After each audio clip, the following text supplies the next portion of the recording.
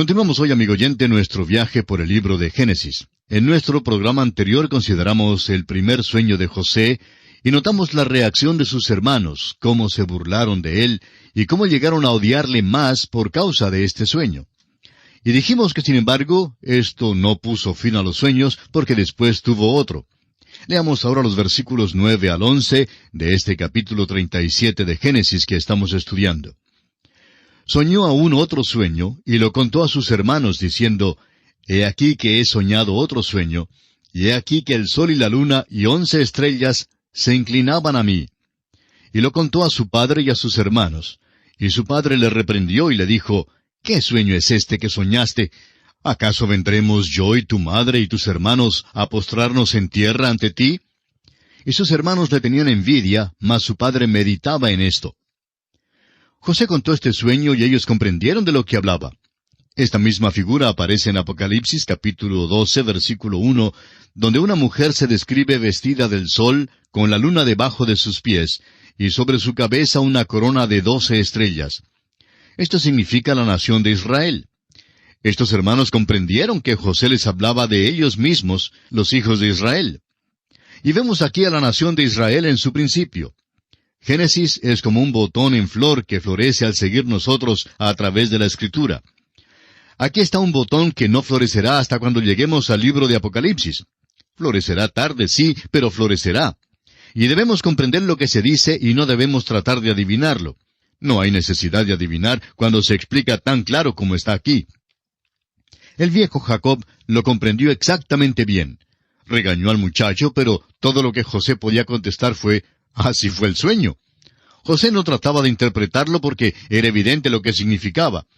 Sus hermanos simplemente lo descartaron y no le hicieron caso. Ellos creyeron que ni siquiera quedaba dentro del reino de la posibilidad. Y en cuanto a ellos, pues supusieron que ninguno de ellos jamás se arrodillaría ante José. Pero Jacob tomó nota de lo dicho. Ahora los versículos 12 al 14 dicen, Después fueron sus hermanos a apacentar las ovejas de su padre en Siquem. Y dijo Israel a José, Tus hermanos apacientan las ovejas en Siquem. Ven y te enviaré a ellos. Y él respondió, Heme aquí. E Israel le dijo, Ve ahora, mira cómo están tus hermanos y cómo están las ovejas, y tráeme la respuesta. Y lo envió del valle de Hebrón, y llegó a Siquem. Los hermanos habían ido a apacentar las ovejas hacia el norte. Y se han ido tan al norte de Jerusalén como Hebrón está al sur de Jerusalén. No sabemos exactamente cuál sería la distancia, pero diríamos que unos 130 kilómetros.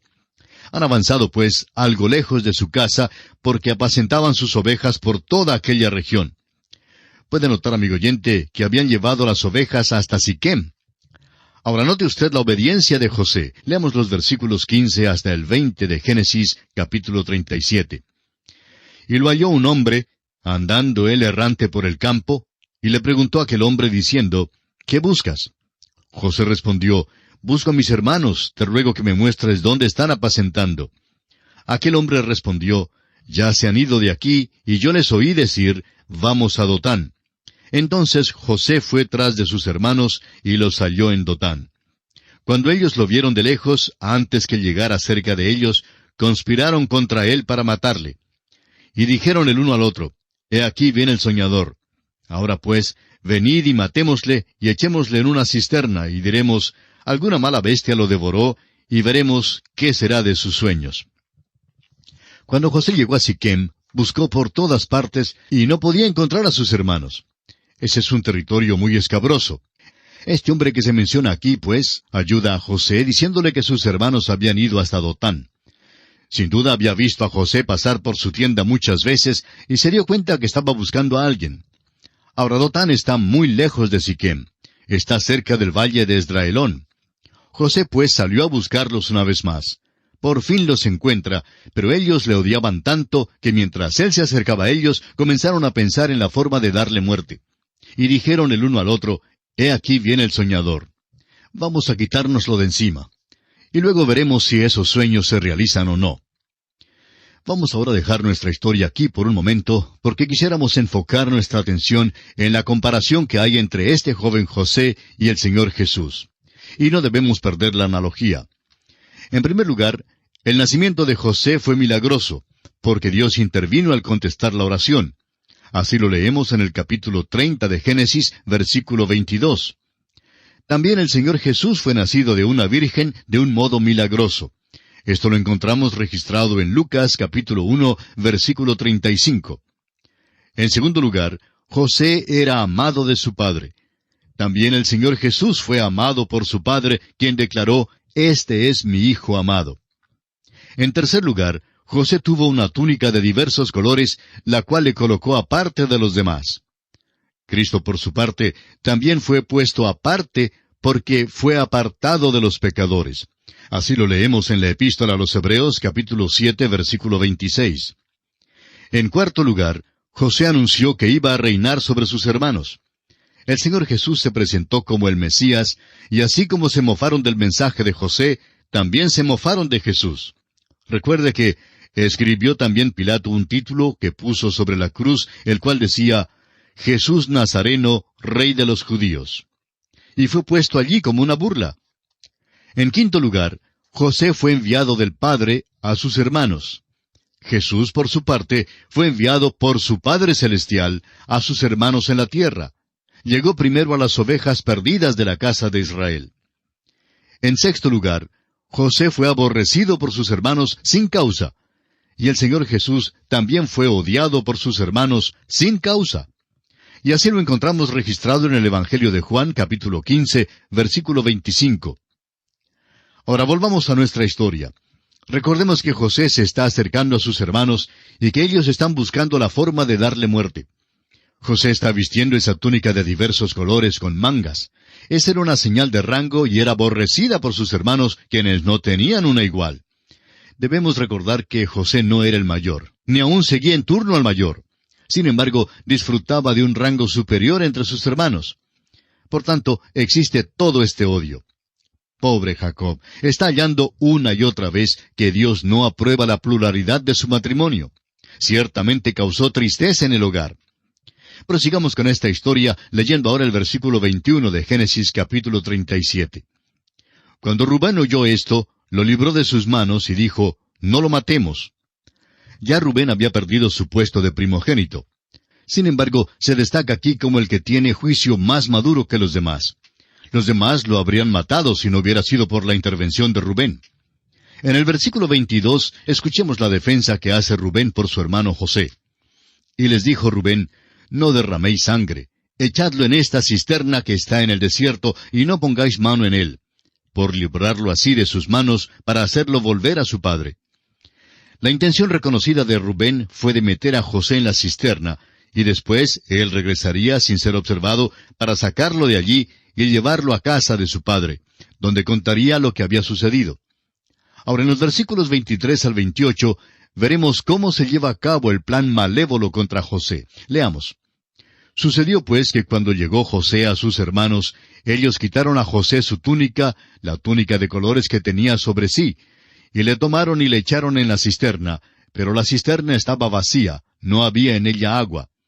Y se sentaron a comer pan, y alzando los ojos miraron, y he aquí una compañía de ismaelitas que venía de Galaad, y sus camellos traían aromas, bálsamo y mirra, e iban a llevarlo a Egipto.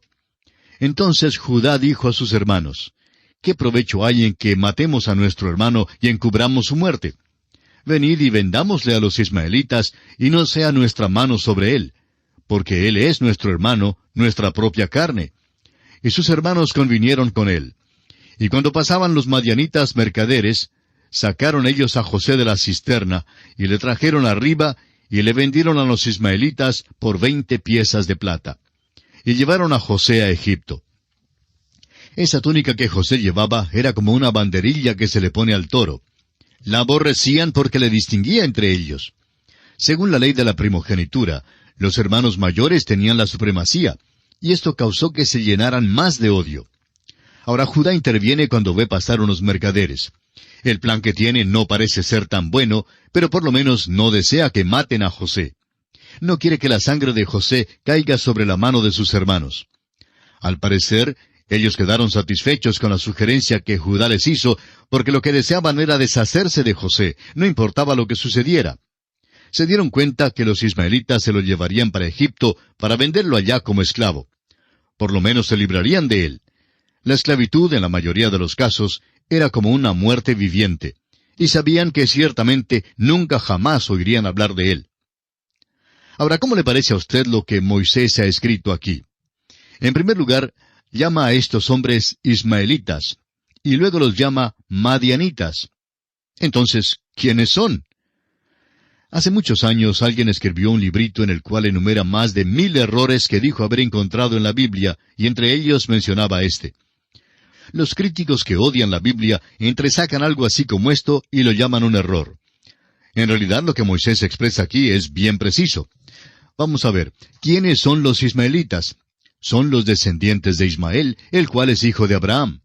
Ismael era hijo de Abraham y Agar, y Madián, el hijo de Abraham y Setura, con la cual se casó después de la muerte de Sara. Todos son hermanos. En realidad, son familia de este grupito de hermanos que está vendiendo a José. En aquella época, ¿quién era israelita? Bueno, solo había 12 israelitas. ¿Cuántos ismaelitas cree usted, amigo oyente, que pudiera haber en aquel tiempo? Ismael era mayor que Isaac, y es posible que hubiera 100 o más. Ahora, ¿cuántos madianitas había? Pues Madián nació después de Isaac, y por tanto, no podía haber muchos. Quizá una docena o más. Estos eran pues grupitos, eran tribus, y todos estaban emparentados. En aquel tiempo era peligroso viajar, y estaban atravesando el desierto para llegar hasta Egipto. Se juntaban para protegerse mutuamente y se reunían para su interés común. Iban en un viaje de negocios a Egipto, y siendo que eran de la misma familia, pues se comprendían y se juntaban. Amigo oyente, la palabra de Dios tiene buen sentido. Nosotros somos los que no tenemos buen juicio. La ignorancia agrega muchísimo a lo que se considera una contradicción en la Biblia. No es una contradicción, sino ignorancia por parte de quienes leen la Biblia. Es fácil notar que Moisés comprendía la situación y que escribió con exactitud. En los versículos 29 al 31, Rubén se encuentra ante algo inesperado. Después Rubén volvió a la cisterna, y no halló a José dentro, y rasgó sus vestidos. Y volvió a sus hermanos y dijo, «El joven no parece, y yo, ¿a dónde iré yo?» Entonces tomaron ellos la túnica de José, y degollaron un cabrito de las cabras, y tiñeron la túnica con la sangre. No dice aquí si le dijeron a Rubén lo que había sucedido de veras o no. Opinamos que se lo dijeron. Creemos que le dijeron que sería inútil perseguir a los mercaderes porque ya estaban lejos, y que no sería malo que inventaran un cuento bueno para contárselo a su padre Jacob. Ahora, en los versículos 32 y 33, los hermanos de José llevan adelante su engaño. Leamos. Y enviaron la túnica de colores y la trajeron a su padre, y dijeron, «Esto hemos hallado. Reconoce ahora si es la túnica de tu hijo o no». Y él la reconoció y dijo, «La túnica de mi hijo es. Alguna mala bestia lo devoró. José ha sido despedazado». Son muy diestros, ¿verdad? Se portan como si nunca hubieran visto a José. Aparentaban que acababan de encontrar su túnica. Bueno, ellos conocían bien la túnica, hasta la odiaban. Y aquí se portan como si no lo hubieran reconocido y le preguntan al padre si él la reconoce. Jacob, por supuesto, sabía de quién era la túnica, y llega a la conclusión natural. Y claro que esa es la conclusión a la cual los hermanos de José deseaban que Jacob llegara. Pero detengámonos un momento para observar un poco más lo que ellos hicieron. Degollaron un cabrito de las cabras y usaron su sangre para teñir la túnica. Ahora, ¿no le recuerda este hecho de engañar a su padre con un cabrito de algo que hemos escuchado antes? Recuerde usted que cuando Rebeca y Jacob estaban ideando la forma de engañar a Isaac, se sirvieron de un cabrito y cocinaron la carne, la cual resultó sabrosa. Ella tomó las pieles de los cabritos y con ellas cubrió las manos y los brazos de Jacob, y así entró para engañar a su padre. Ahora, los hermanos de José utilizan la sangre de un cabrito para engañar a su padre. La sangre lo hace ver como si un animal salvaje hubiera dado muerte a José.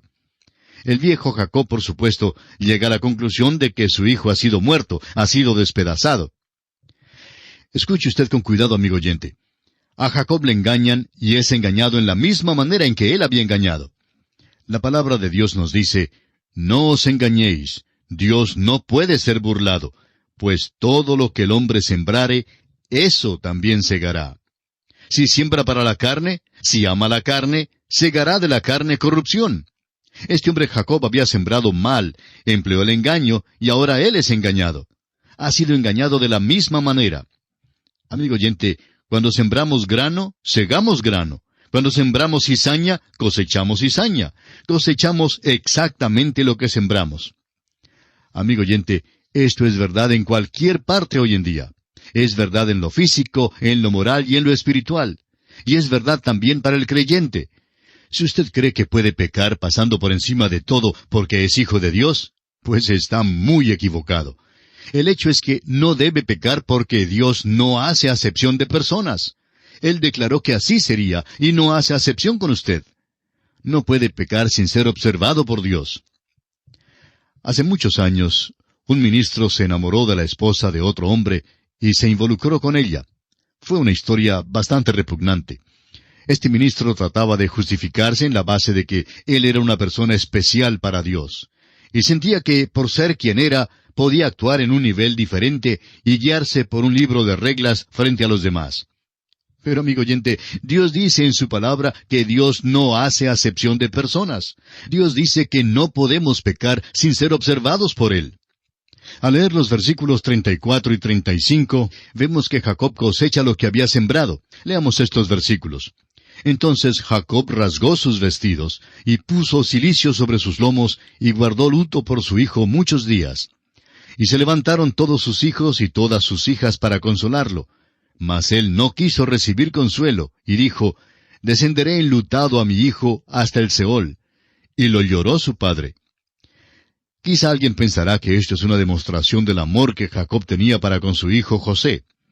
Tenemos que confesar que Jacob amaba a José en gran manera, pero Jacob no había aprendido todavía a caminar por fe. Usted recordará la experiencia que tuvo en Peniel. Fue como el desinflar del viejo ego, del pronombre personal yo. La carne se desplomó allí, pero ahora debe aprender a caminar por fe, lo cual no ha aprendido todavía. Cuando uno llega al capítulo 11 de Hebreos, uno no encuentra nada en la vida de Jacob que constituya un ejemplo de fe. Es sólo cuando uno llega al tiempo de su muerte que uno encuentra que su fe realmente se exhibe en su vida. Compare la tristeza de Jacob aquí con la de un hombre como David. David lloró por su pequeño niño que murió y lloró por su hijo Absalón. David amaba a su pequeño hijito tanto como Jacob amaba a José. Pero David era un hombre de fe. Después de condolerse, siguió con las actividades de su vida. Él sabía que el pequeño no podía regresar. El dolor no lograría eso. Pero también sabía que iba a ver a ese pequeño algún día. Las palabras de David resuenan en el segundo libro de Samuel, capítulo 12, versículo 23. Yo volveré a él, mas él no volverá a mí. ¡Qué fe tan grande, amigo oyente! Pero Jacob no está andando por fe, sino que se acoge a un dolor anormal. Amigo oyente, quizá estamos hablando hoy con alguien que ha perdido a un ser amado. Es posible que no pueda olvidarlo. Quisiéramos decirle en una manera bondadosa que usted debe aprender a caminar por fe. Manifieste su fe reconociendo que el llorar y el angustiarse no puede lograr el regreso de su ser amado. No se logra nada. Si es usted un hijo de Dios y llora a un ser amado que también es hijo de Dios, entonces camine por fe, porque se dará cuenta que algún día podrá verlo de nuevo y nunca más podrán separarse. El mundo no tiene fe. Lloran como aquellos que no tienen esperanza. El apóstol Pablo nos exhorta de esta manera en su primera carta a los Tesalonicenses, capítulo 4, versículo 13. Escuche usted. Tampoco queremos, hermanos, que ignoréis acerca de los que duermen, para que no os entristezcáis como los otros, que no tienen esperanza.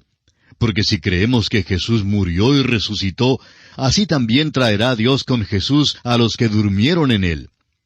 Amigo oyente, esta es la esperanza que ofrece Dios. Esta es la esperanza que permite que usted y yo podamos caminar por fe. Andemos, pues, por fe. Y ahora, el último versículo de este capítulo 37 de Génesis nos dice lo que hicieron estos comerciantes que compraron a José. Y los madianitas lo vendieron en Egipto a Potifar, oficial de Faraón, capitán de la guardia.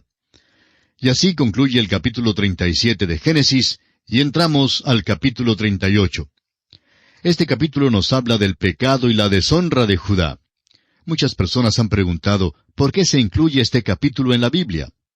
Es verdad que uno siente como si no hiciera falta este capítulo, y después de leerlo, siente como si fuera mucho mejor no incluirlo. Muchos hasta llegan a creer que es el peor capítulo en toda la Biblia. Pero esto nos lleva a decir que los hijos de Jacob no les servían de mucho solaz. Parece que todos los hijos de Jacob se constituyeron en problemas, excepto José y Benjamín. José no fue de mucho consuelo porque su padre se dio a la pena, quedó muy apesadumbrado por su desaparición. Todo esto revela que Jacob pasó demasiado tiempo en Padán Aram acumulando bienes en vez de enseñar a sus hijos. ¿Cuán diferente fue Jacob de Abraham? Usted recordará que Dios dijo en cuanto a Abraham, porque yo sé que mandará a sus hijos y a su casa después de sí, que guarden el camino de Jehová, haciendo justicia y juicio, para que haga venir Jehová sobre Abraham lo que ha hablado acerca de él. Pero Jacob no hizo eso, amigo oyente. Estuvo demasiado ocupado allí contendiendo con el tío Labán, y por eso no tuvo tiempo para enseñar a esos muchachos. Eso fue sumamente trágico, porque parece que cada uno se había involucrado en algo que era pecaminoso. Pero, ¿por qué se nos cuenta aquí de Judá y de su pecado y deshonra? Creemos que hay dos aspectos principales. Judá será la tribu de la cual procederá el Mesías. Hay nombres interesantes que aparecen aquí. Encontraremos el nombre de Judá y luego el nombre de Tamar. Más adelante encontraremos los nombres de Fares y Sara. Y quizá comienza usted a preguntarse, ¿dónde es que ha visto antes esos nombres? Bueno, si usted va al primer capítulo del Nuevo Testamento, notará que la genealogía de Jesucristo se da en Mateo, en el capítulo 1, y allí es donde se encuentran estos nombres. ¿Quiere decir entonces que esta es la línea que conduce al Señor Jesucristo? Sí, amigo oyente. Esta es la línea que conduce al Señor Jesucristo. Es una cosa asombrosa, ¿verdad?